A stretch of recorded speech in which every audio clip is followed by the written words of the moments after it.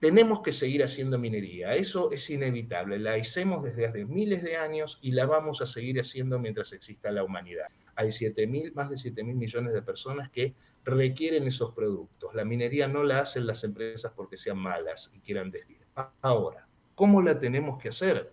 De la mejor forma posible para impactar lo menos posible del medio. Y cuando impactamos, porque es inevitable, uno hace un pozo y saca rocas, hay que estabilizar química y físicamente ese lugar para que no quede basura de ningún tipo y no se ponga en riesgo ni la vida de las personas ni el paisaje por un derrumbe o por lo que sea, y después restaurarlo reconstituyendo la...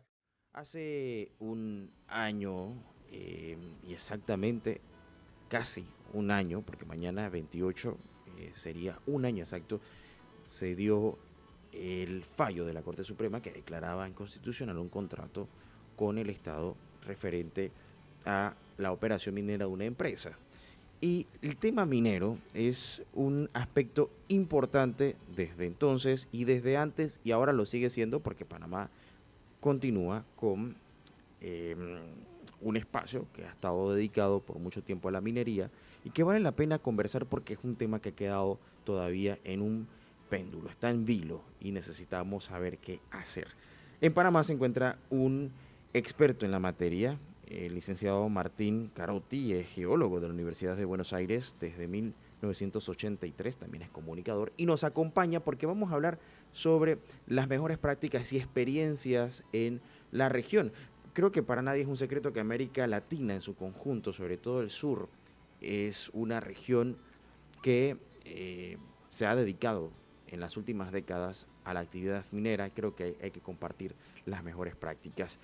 Buenas tardes, gracias por acompañarnos. ¿Cómo se encuentra, licenciado Carotti, y cómo lo recibe Panamá con esta lluvia? Buenas tardes, Maclien, y buenas tardes a toda la audiencia. Es un placer poder hablar con ustedes. Un gusto que nos acompañe por acá y bueno, espero que el calor le esté sentando algo de bien. No sé si lo ha aguantado, ¿no? Buenos Aires por lo regular está más fresco que acá. Sí, bueno, yo no vivo en Buenos Aires, vivo en Mendoza, que es mucho más seco, así que la humedad es algo que se pone molesto cuando uno no está acostumbrado y ya perdí la costumbre de Buenos Aires. Buenísimo. Oye, usted está por acá porque está tratando de dar a conocer y me imagino que también por otro lado desmentir todos esos mitos que existen en torno a la actividad minera. Y primero, entender cómo se encuentra la región frente al mundo en cuanto a esta actividad económica que para países como Argentina, Chile, Perú, Ecuador, Bolivia, representa gran porcentaje del Producto Interno Bruto. Bueno, el panorama latinoamericano es muy diverso. Mientras la minería en Brasil no tiene problemas, no tiene noticias ni buenas ni malas, sino que sigue su curso y sigue siendo una actividad fundamental, importante de las tantas actividades económicas que tiene el Brasil. Si quieren, vamos de norte a sur. México tiene sus conflictos, acaban de subir impuestos, hay regulaciones, hay paralizaciones, hay intervención del Estado, se pone complicado, hay inversiones que se van, hay inversiones que no se realizan. Guatemala sigue prácticamente paralizado, de ahí llegamos a Costa Rica, donde sí está sucediendo algo muy interesante. 2011-2012 expulsaron a Minera Infinito de Cruzitas. Sucedió lo absolutamente previsible. Hubo en su momento manifestaciones, aprovechamiento político, todo lo que conocemos y hemos visto hace poco acá en Panamá.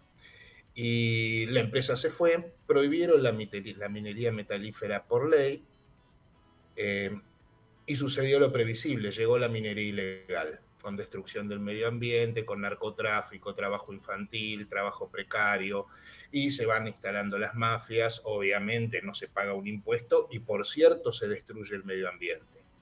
Hicieron todo lo posible, la fuerza pública trató de evitarlo, trató de controlar, trató de revisar, trató de poner retenes en las rutas para detener a la gente que transportaba maquinaria, que transportaba mineral.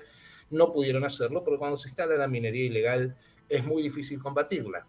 Es decir, cuando se va la minería legal, llega la ilegal. Y se va instalando porque también tiene poder económico para comprar complicidades, tiene, y tiene métodos que son proclives a la instalación de mafias que la empiezan a administrar y que manejan otra tecnología. Resultado ahora se está debatiendo en el Congreso de Costa Rica el volver a realizar una extracción minera legal con métodos industriales modernos, porque la minería legal es presencia del Estado en el territorio. Parece que Panamá decidió, bajando un poquito más al sur, decidió seguir el mismo camino. Eh, Cerraron el proyecto, es decir, suspendieron la producción en Cobre Panamá, y se está incrementando la minería ilegal en los alrededores.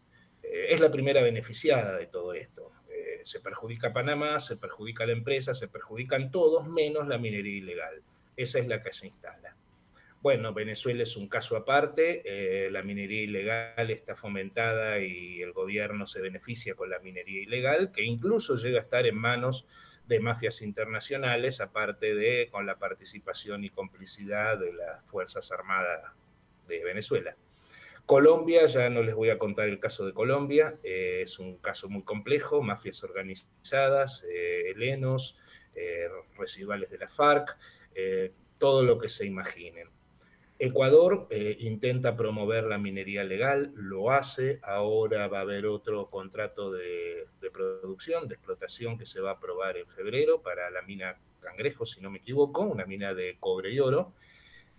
Ya han abierto en los últimos 6, 7 años varias minas, Mirador, Fruta del Norte, Cangrejos próximamente, Cascabel, un enorme yacimiento de cobre en el norte. Es decir, hay una decisión política que incluso tomó el mismo Rafael Correa, que empezó a promover la minería bien hecha, la minería legal, y fue continuidad a pesar de los cambios políticos que hubo en el país.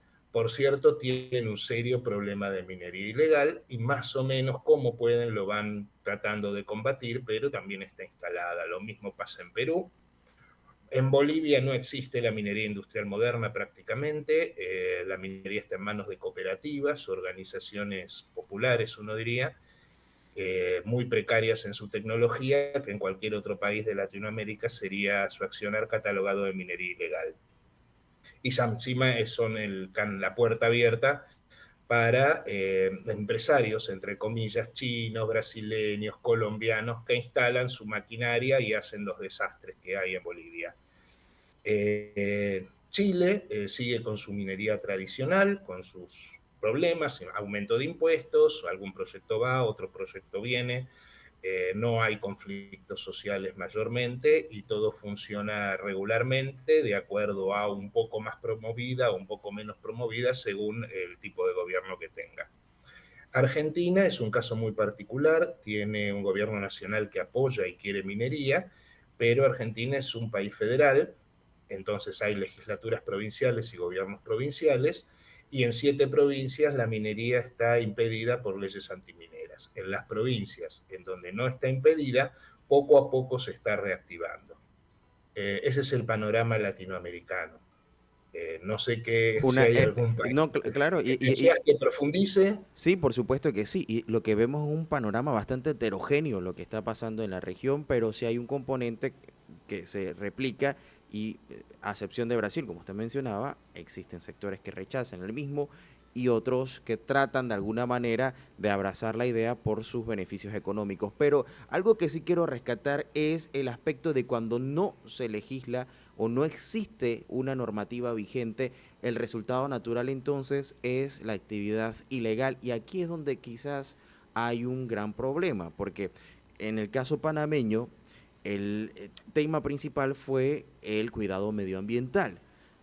Cuando no se tiene una legislación o presente o vigente o no hay tal observancia, porque claro, al no saber qué está pasando, no forma parte, digamos, de la agenda principal, entonces se aprovechan aquellos entes, que así como ha pasado en América Latina con el narcotráfico, con el contrabando ilegal y en Panamá pasa con madera, nada nos garantiza que no pueda estar pasando con los minerales.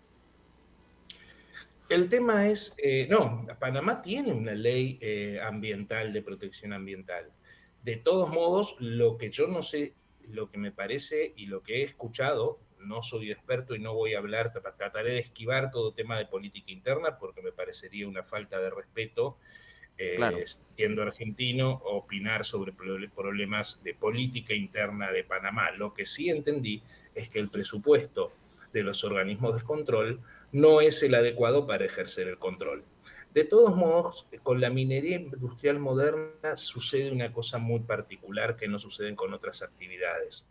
Existen normas internacionales, existen normas de buen comportamiento, normas ambientales, que las empresas internacionales que cotizan en las bolsas del mundo, que piden créditos internacionales, tienen que cumplir necesariamente. Tienen que hacerlo en Panamá, en Argentina, en Chile, exactamente igual que lo hacen en Canadá, en Estados Unidos o en Suecia o en Australia.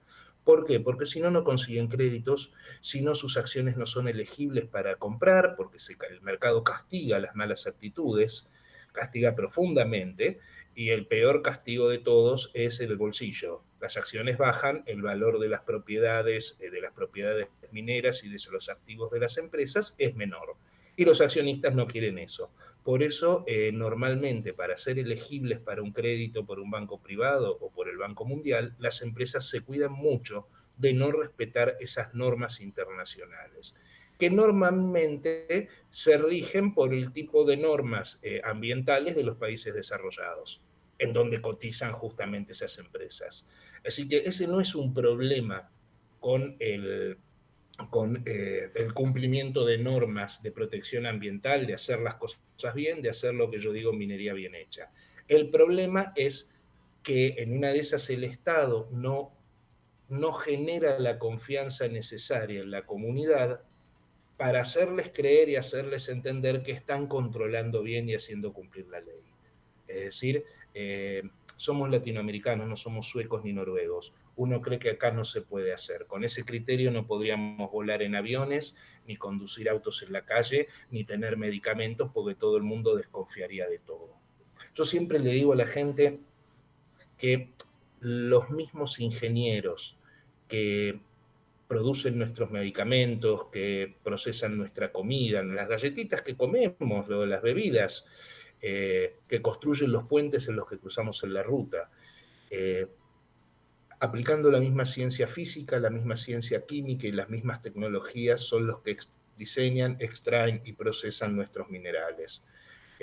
Normalmente son ingenieros recibidos en nuestras mismas universidades, lo hacen exactamente aplicando la misma ciencia y con la misma responsabilidad. Confiamos en ellos cuando consumimos una bebida o una galletita o un medicamento o nos sacamos una tomografía, confiemos en ellos cuando procesan nuestros minerales. Lo hacen con seriedad. Y las empresas pierden mucha plata si lo hacen mal. Las empresas serias, por cierto. bueno, y hablando de empresas serias, y usted mencionaba el término minería bien hecha, Uh -huh. y hay un aspecto importante y es en la percepción, cómo la población recibe estas prácticas y cómo se cerciora de que efectivamente sean empresas responsables y que no sea solamente parte de un discurso que intente vender que están haciendo bien las cosas. Sí, es que tienen que estar haciendo bien las cosas, porque si mienten, se descubre. No se puede mentir. De la misma forma que no se puede tener una doble contabilidad, tampoco se puede tener una doble actitud al respecto. El mercado, los actores económicos se dan cuenta porque los desastres y los problemas ocurren. Y cuando una empresa tiene uno, dos, tres, cuatro inconvenientes, su prestigio en el mundo, su calificación y la capacidad de invertir y de trabajar en países que sí controlan y que sí son serios, se pierde. Entonces se convierten en aventureros que van a terminar trabajando en países donde no hay control y todo eso. Pero las empresas estas, mientras coticen en las bolsas del mundo y lo hagan con seriedad y estén controladas por el mercado, porque es el mercado el que las controla, tienen la obligación y tienen la necesidad de hacer las cosas bien. No es negocio hacer las cosas mal. Bueno, que es parte de lo que se intenta tratar de entender también, porque hay quienes están en contra, precisamente por lo que mencionaba, de lo que se cree son daños al ambiente, que para muchos es más que evidente, porque cuando se ven las fotos, los videos, parece que estamos acabando con el ecosistema, pero aquí es donde quisiera de repente detenerme un poco más. ¿Es posible realmente, fuera de discursos y demás, que se pueda hacer minería sostenible? ¿Y qué significa sostenibilidad en este aspecto? Porque si estoy destruyendo, ¿cómo puedo decir que es sostenible? Claro, hay que ver cuál es el concepto de destruir. ¿Destruimos un terreno cuando construimos un estadio de fútbol? ¿Un mall? ¿Una autopista? Obviamente que impactamos el terreno. Impactamos cuando manejamos nuestro auto, cuando se construye una carretera, cuando tomamos un avión y nos transportamos. La humanidad produce un impacto. El tema es que hay que comprender que el ser humano es parte de la naturaleza. No somos extraterrestres.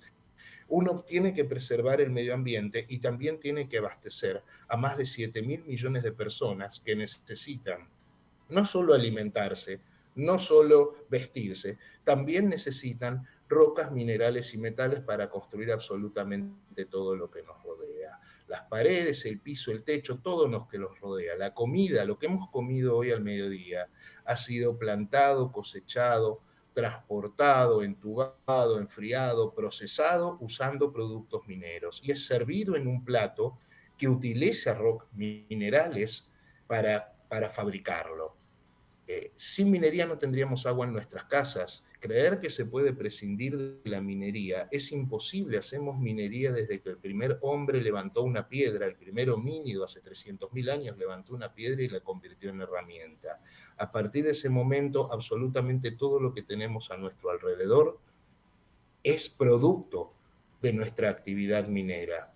El agua es tomada en un río, bombeada, entubada, adicionada, depositada en productos, utilizando productos mineros. Y cual grifo que abrimos en nuestras casas está hecho de un metal, normalmente. También hay de plástico, que el plástico también es producto de una actividad minera, como es la industria petrolera.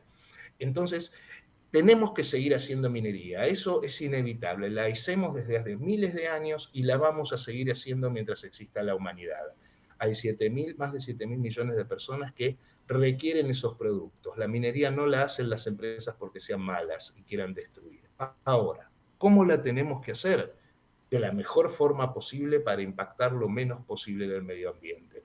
Y cuando impactamos, porque es inevitable, uno hace un pozo y saca rocas, hay que estabilizar química y físicamente ese lugar para que no quede basura de ningún tipo y no se ponga en riesgo ni la vida de las personas ni el paisaje por un derrumbe o por lo que sea, y después restaurarlo reconstituyendo la flora y la fauna nativa. Y eso se hace, ese es el trabajo y se llama cierre de minas.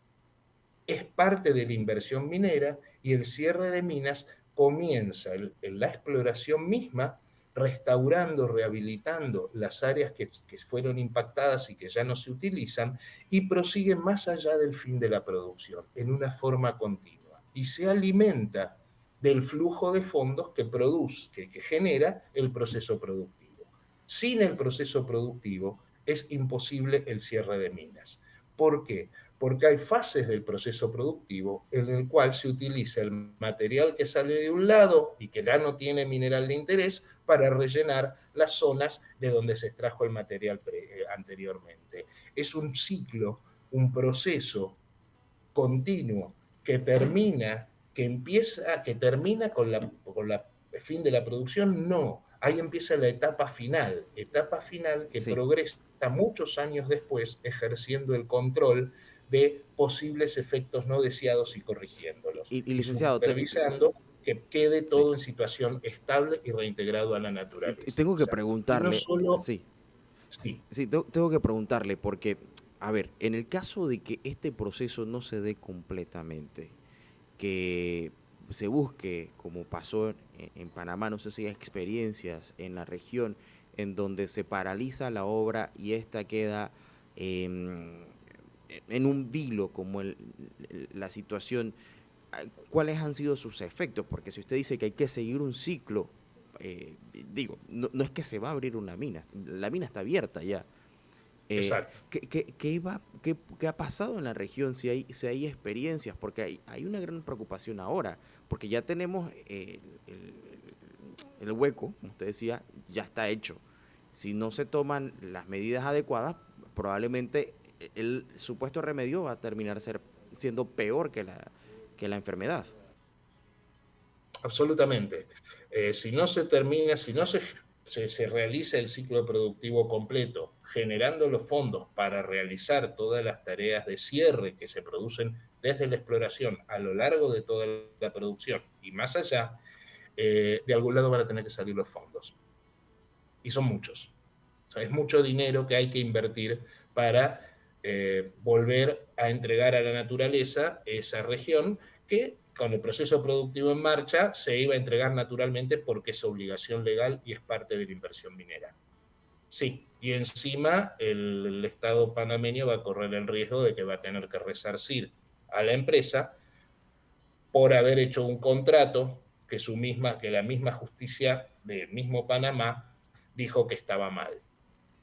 Eso es una decisión de los panameños. No es recomendable porque todos pierden. La empresa, el Estado panameño pierde, los panameños pierden, porque van a tener un problema ambiental de algo sin cerrar y van a tener que pagar dinero.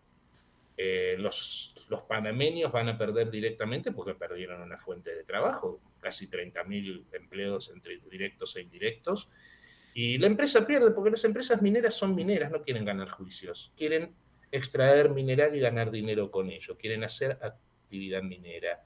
Pierde el Estado panameño, pierden los panameños y pierden los trabajadores, porque a los mineros, a los trabajadores mineros, no les interesa que una empresa gane un juicio, les interesa tener una fuente de trabajo y tener unas localidades y tener poblaciones que crezcan y que progresen porque ganan buenos sueldos y se active la economía y se aumente, se genere infraestructura y vivan mejor.